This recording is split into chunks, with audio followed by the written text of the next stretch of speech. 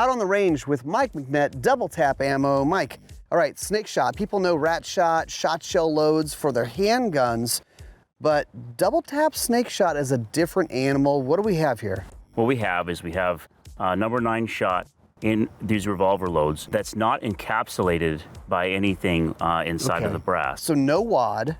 That's right, no wad. So it's not spinning through the rifling when it comes out. That's right. So it actually kind of holds the pattern together a little better. What's behind it between the shot and the powder? We have a hardcast wad cutter that specifically is made to go between 9 and 10 inches in almost all of our loads except for the 500. Let's shoot some big bore into the gel. So 41 Magnum, let's kick it off.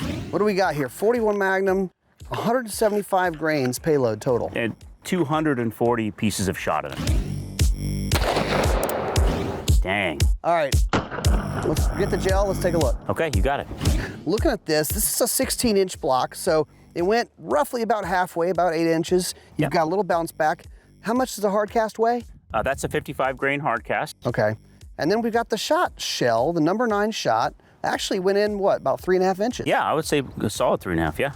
It's really interesting doing double duty as a snake load or some sort of varmint load, you know, woods load, but also a defensive load. Yeah, it literally is one that you could put in your revolver and do just about everything. Now, let's do 44 Magnum. All right. What's the 44 Magnum packing? So it's a 70 grain hardcast with 260 pieces of shot.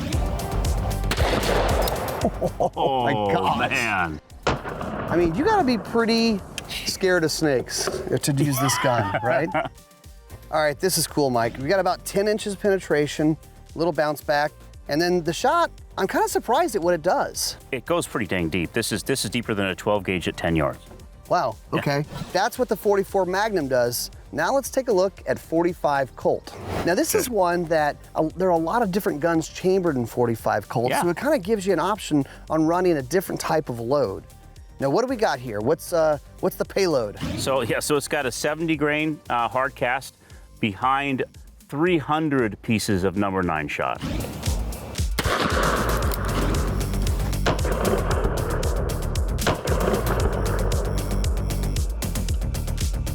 All right, here's the gel. We probably got a little less than halfway, so call it 7.5 inches or so. Yeah. You caught it a little low. Yeah. I got We've nervous. all done it. I got nervous. We've all done it. And I mean, the shot seems to be fairly consistent in all these different loads. Yeah, the shot is specifically going, this is about 3, maybe instead of 3.5, but it's also a shorter barrel. Yeah, shorter barrel. So, but it's a lot of shot in there. Very cool. Okay, the one I've been waiting for. Oh man, this is 500 Smith & Wesson. Let's do it. You got it.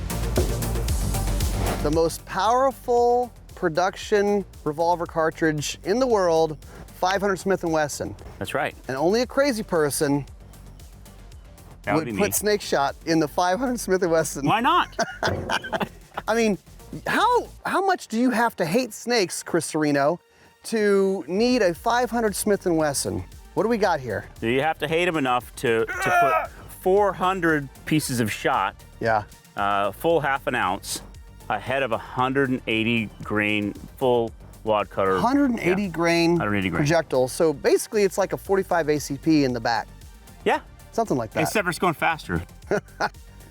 All right, let the big dog eat. You got it.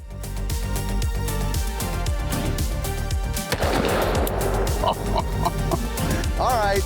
That'll do it. We gotta look at this.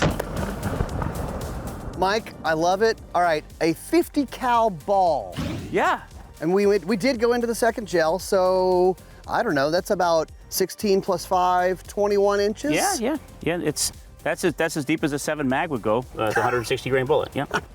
All right, and tell me what we got over here. So over here, all this shot that, you don't usually think about, it's going between 6 and 8 inches. I mean, this guy here is going 8, but a lot of it's 5 to 6.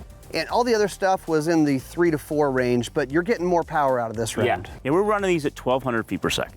Okay. And even from that short barrel. All right, DoubleTap SnakeShot loads. The proof is in the gel. That's freaking awesome.